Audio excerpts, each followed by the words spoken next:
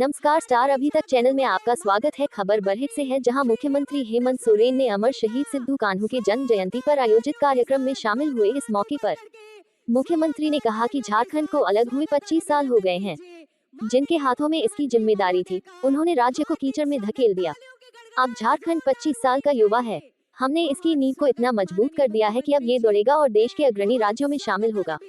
मुख्यमंत्री हेमंत सोरेन शुक्रवार को कहा कि सिद्धू कान्हू जैसे वीरों ने आदिवासी समाज को आत्मसम्मान से जीने की राह दिखाई।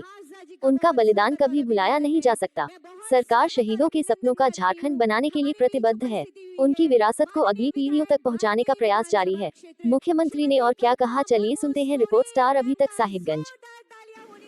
राज अलग होने का ये 25वां साल, बेचारा ये झारखंड राज जिन लोगों को दौड़ने सिखाने का जिम्मा जिनके हाथ में था, झारखंड को दौड़ाने का काम तो किया नहीं, बल्कि इस झारखंड को कीचड़ के दलदल में डाल दिया। लेकिन अब ये झारखंड, युवा झारखंड, 25 वर्ष का इस झारखंड को हम लोगों ने इसकी नींव इतनी मजबूत कर दी कि अब यह झारखंड चलेगा नहीं, दौड़ेगा और इस देश के अग्रणी राज के पैदान में अपनी जगह बनाएगा।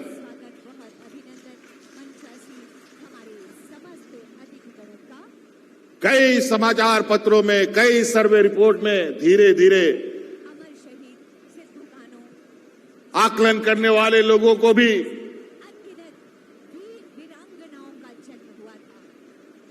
ये आश्चर्य हो रहा है कि झारखंड में क्या हो रहा है। ग्रामीण अर्थव्यवस्था से लेकर पूरे राज्य की अर्थव्यवस्था को निरंतर बल मिल रहा है और आने वाला समय में ये और इसको गति मिलेगी। आज जिस तरीके से अलग अलग कारणों से देश की अर्थव्यवस्था एक बुरे दौर से गुजर रहा है,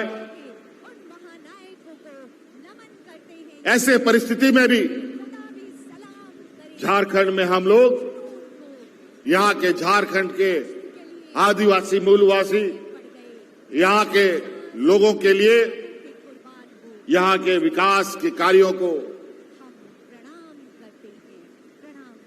निरंतर गति दे रहे हैं। इसलिए साथी, आज बहुत ज्यादा कहने की आवश्यकता नहीं है। हम लोग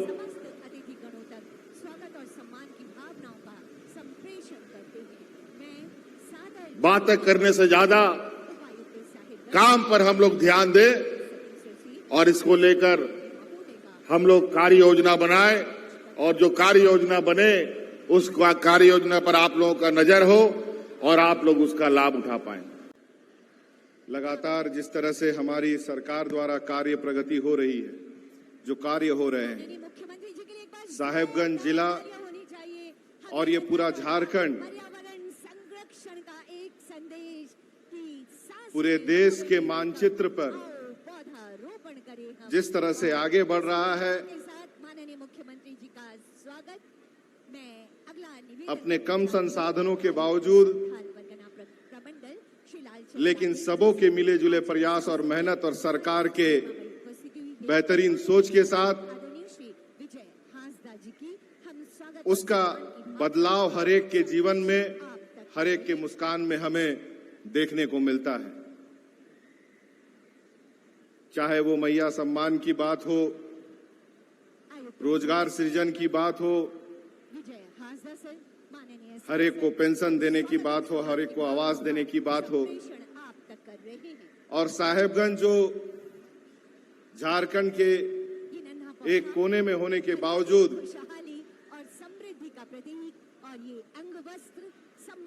इतिहास के पन्नों में हमेशा दर्ज रहा, लेकिन राज्य के मानचित्र पर हमेशा पिछड़ा रहा। आज जिस तरह से साहेबगंज में गंगा पुल का निर्माण,